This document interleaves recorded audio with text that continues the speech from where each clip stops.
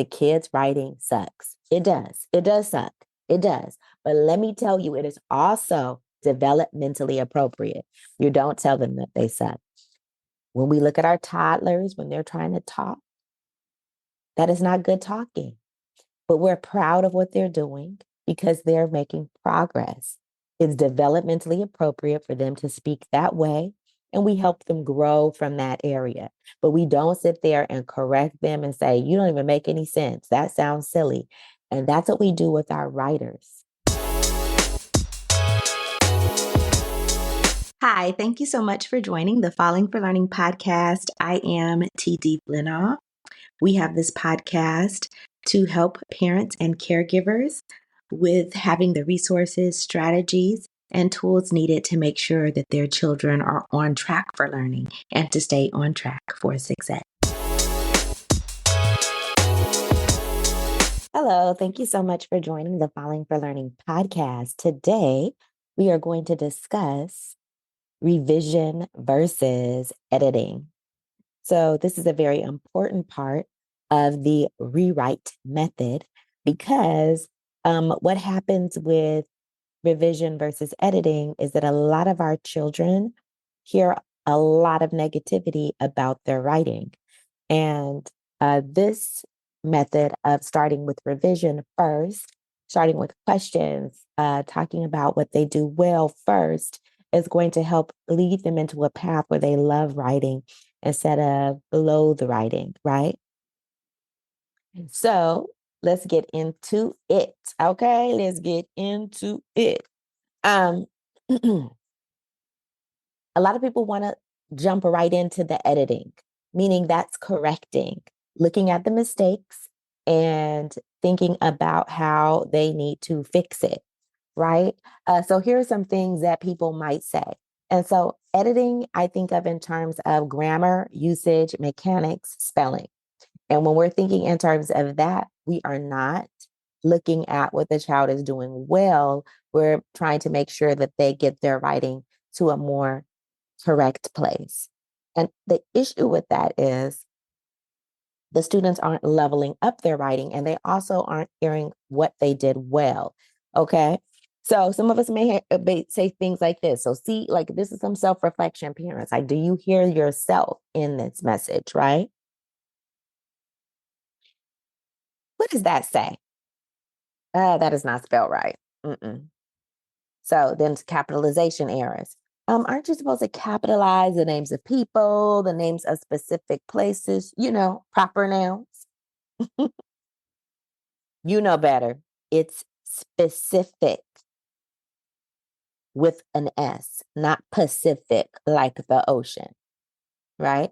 So we'll see these errors and the way we say to our children, this isn't right or this is not correct, really means a lot. So let's think about it.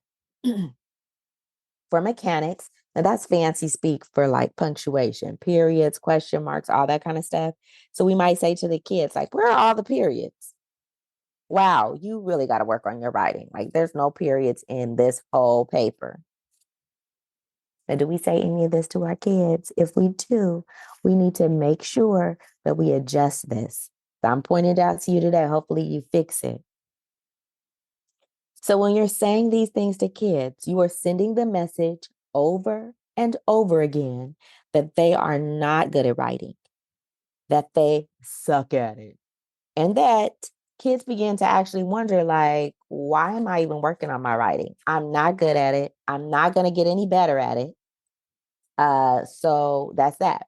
We're sending that message again and again to our kids. Now we need to think about a process for them. And first think about revision. How are we going to improve the quality of what you already have written? And that can be done for questions like, oh, tell me more about what the lady had on in the store, right? Oh, that's interesting. That part is funny. So point out what's funny, what's interesting, and ask questions. And that can get us to a revision where they improve the quality of their writing. Okay. So we want to make sure that we're leading our kids in towards a growth mindset. That means I work on it, I'll get better, I will improve, I will grow. instead of a fixed mindset. And we just jump into the editing and jump into what they did wrong and aren't asking questions and aren't looking at what they did well and giving them compliments. What's happening is we are sending negative messages to them that you're not good at writing. And let's say what, is the truth, right? Let's say the truth. The kid's writing sucks. It does. It does suck. It does. But let me tell you, it is also developmentally appropriate. You don't tell them that they suck. When we look at our toddlers, when they're trying to talk, that is not good talking. But we're proud of what they're doing because they're making progress.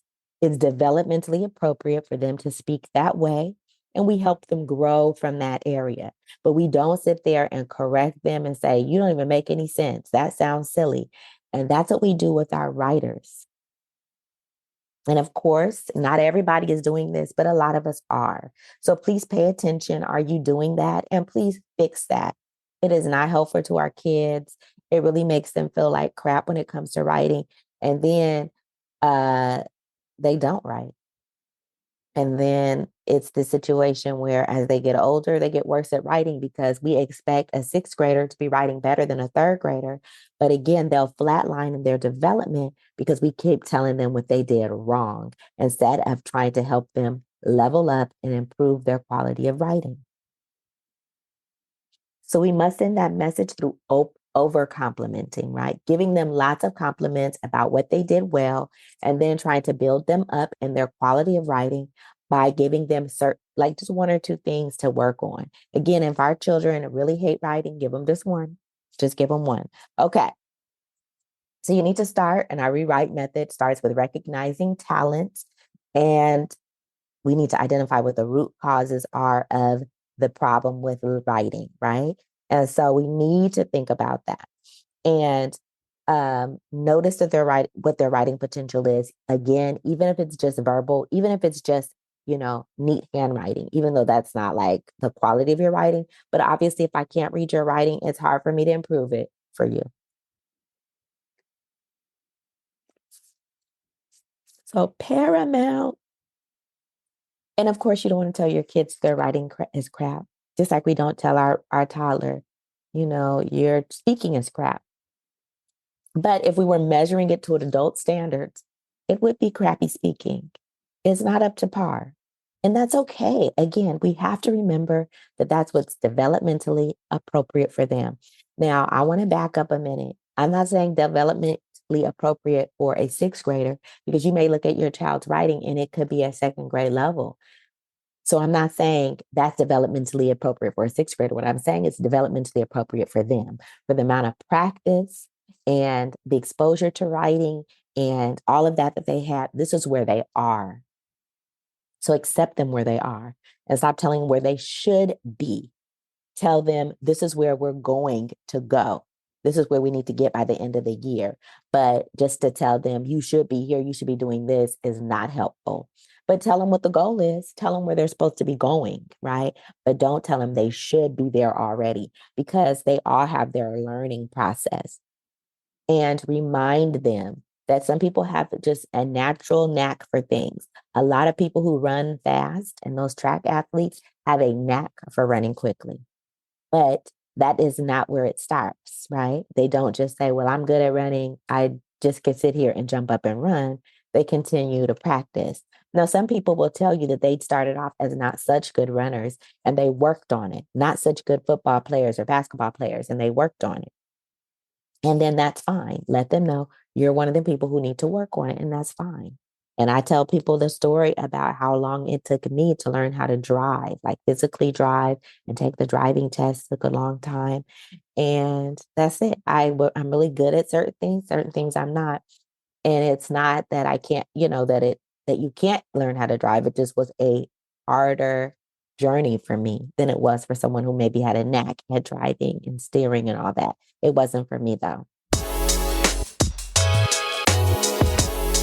Join us for Well Educated Wednesdays every Wednesday on Instagram Live at Falling for Learning. It is a free parent question and answer session where parents can ask questions, learn about resources, strategies, and tips to make sure their children are on track for learning and stay on track for success. That's every Wednesday on Instagram Live at Falling for Learning. We look forward to seeing you and helping the next generation thrive.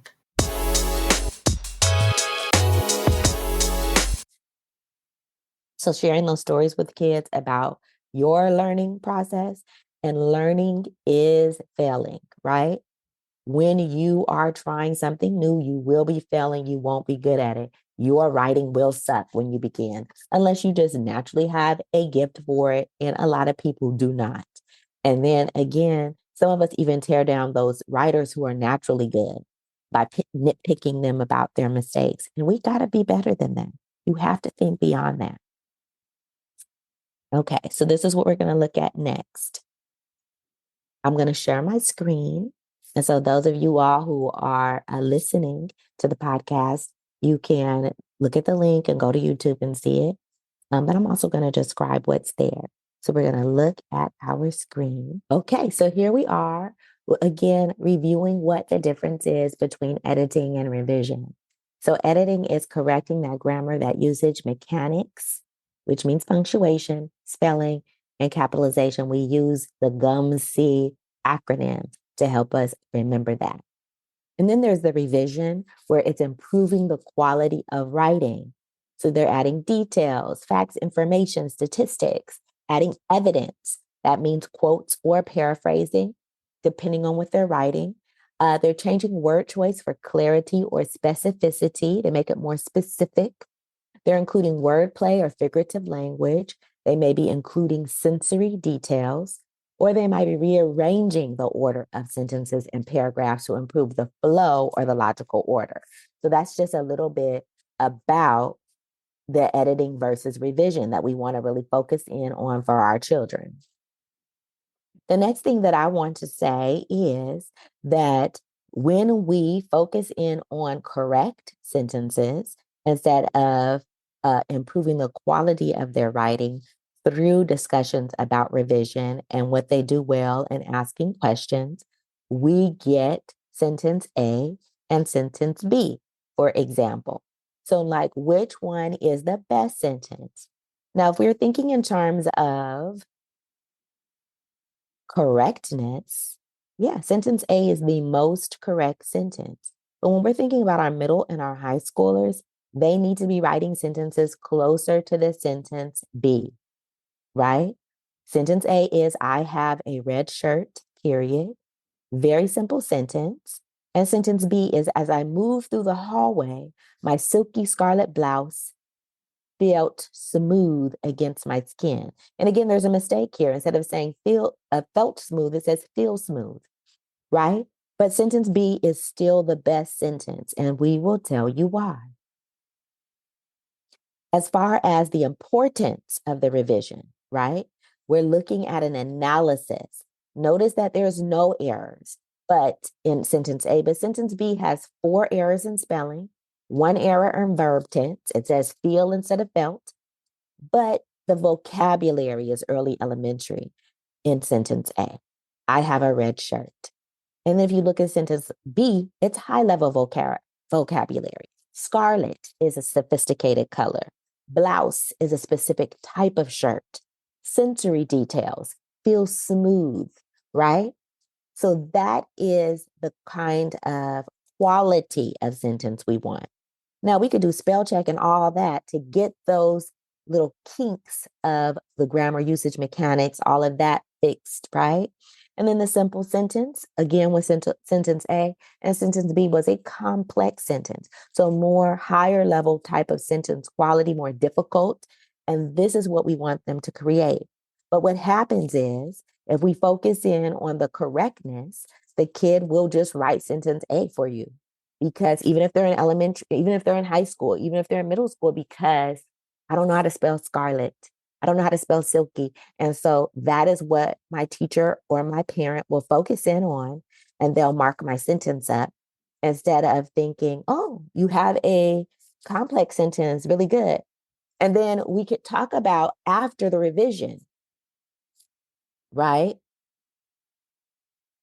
the editing part, like how do we make it better, right? So again, you might start with sentence A with the kid and say, oh, this is correct, this is good, but you could, through revision, improve the quality of the writing from I have a red shirt to as I moved through the hallway, my silky scarlet blouse felt smooth against my skin. And again, as they're creating this, you're not nitpicking them. That's not how you spell silky. That's not how you spell scarlet. No, we don't do that. Instead, we talk to them about the quality of writing that they have. We ask them questions. And then later, we could go into spell check and fix silky, scarlet, blouse, and feel into felt, change it to felt, right? So that's not as important as making sure the quality of writing is there. If we read a book with a bunch of sentence A's in it, then we would think we were back in kindergarten or second grade, and it wouldn't be as enjoyable as this type of sentence, a book filled with sentences such as sentence B. So this is what we're saying. We need to make sure that we're leveling up the quality of writing, and students will have fun improving the quality of their writing. But we're not just focused on the correctness. We're also thinking about wordplay. We're thinking about specificity, the type of blouse, and bringing to life an experience that they had or something that's in their imagination that they're putting on a page. Okay, so try these activities. Tell us how it works for you. Tell us like this was new information. Let us know like more that we could add to you. Any questions you have about this, how to implement it more. Of course, this is a activity that is described in detail in the rewrite method and lots of more activities with it. So it's the rewrite method, the parent and educator guide for getting middle schoolers to fall in love with writing. And there is also the rewrite workbook, that goes with it, with lots of activities and behind the scenes tips and information for parents as well, and educators to make sure that they're implementing this in a way that makes children love to write. All right. Thanks so much for joining us. See you next week. Thanks again for supporting the Falling for Learning podcast. New episodes go live every Saturday at 5 p.m. You can watch us on youtube.com at Falling for Learning or listen on all major podcast platforms such as Apple, Google, Audible, Spotify, and much more. For more resources, visit fallinginlovewithlearning.com. We really appreciate you. Have a wonderful week.